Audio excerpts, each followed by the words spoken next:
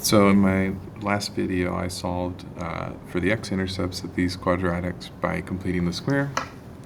Completing the square is one great method, but a lot of people prefer to use the quadratic formula. And the quadratic formula really is just like a shortcut to doing all the steps of completing the square. In fact, the way we get the quadratic formula is from completing the square with a bunch of a's and b's and c's. So here's your quadratic formula: negative b plus or minus square root of b squared minus 4ac all over 2a. Remember that the a, b, and c refer to if you have a quadratic equation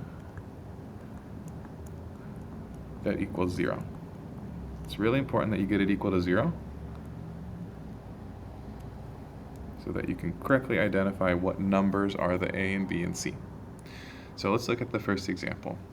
The first example here, if we're trying to solve for when this equation equals 0, then what we have is that a is 1, there's 1x squared, b is 4, there's 4 x's, and c is negative 3. That's the number without an x on it. So then the x-intercepts by using the quadratic formula are negative 4 plus or minus square root 4 squared minus 4 times 1 times negative 3, all divided by 2 times 1. All I did was looked at all the a's and b's and c's in the formula and copy and pasted the a's and b's and c's from my problem in there. Whenever I'm plugging a number in, I'm putting it in parentheses just to make sure I don't mess up any positives or negatives. Okay, I usually work out what's under the square root. 4 squared, 16. Negative 4 times 1 times negative 3 is positive 12. 2 times 1 is 2. Keep going with what's underneath the square root. Negative 4 plus or minus square root of 28 over 2. Grab a calculator for the square root of 28. 5.29. So I have negative 4 plus or minus 5.29 all over 2. Break it up into two pieces, the plus and the minus. The plus piece, negative 4 plus 5.29, that happens first, and then we'll divide that answer by 2. The minus piece, negative 4 minus 5.29 is negative 9.29. Good. Divide that by 2. There we go. 1.29 divided by 2 will give me 0.645, I guess. And negative 9.29 divided by 2 would be negative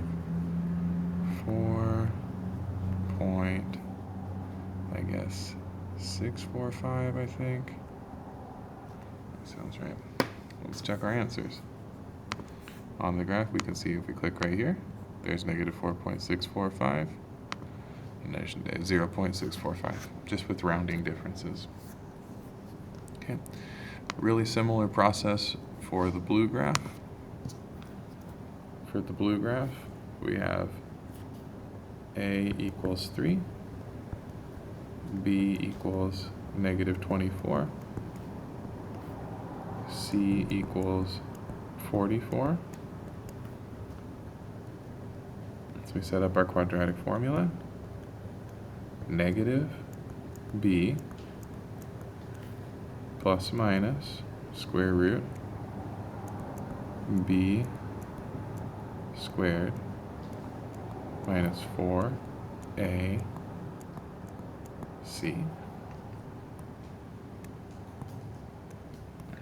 is messing up on me. All divided by 2a.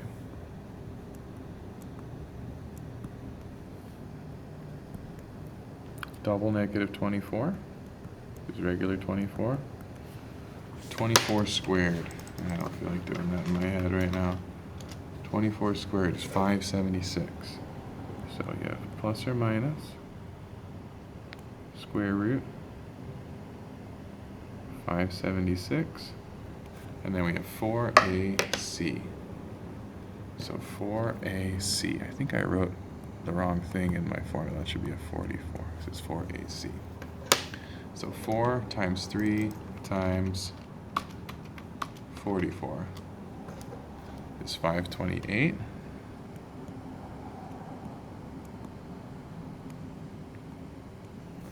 Two times 3 is 6.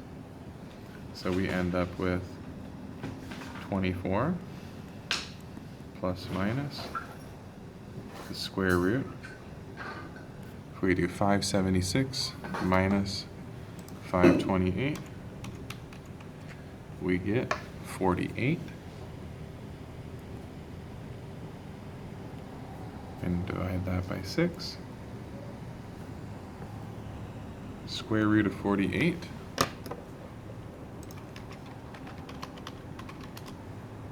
is 6.9.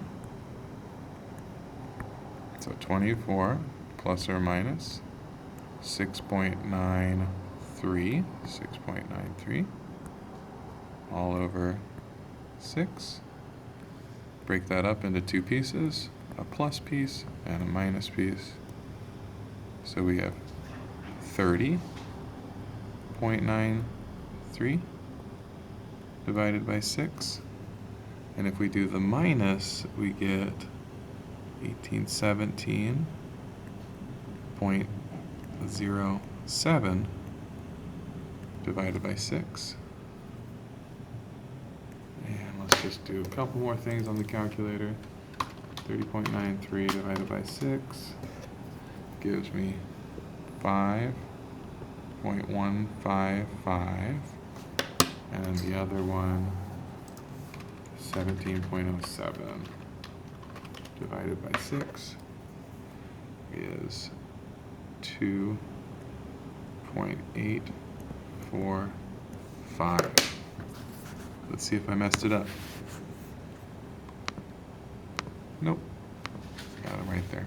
Okay, so thanks for watching. That's just a few examples of using the quadratic formula, which again is just really a fully worked out version of completing the square.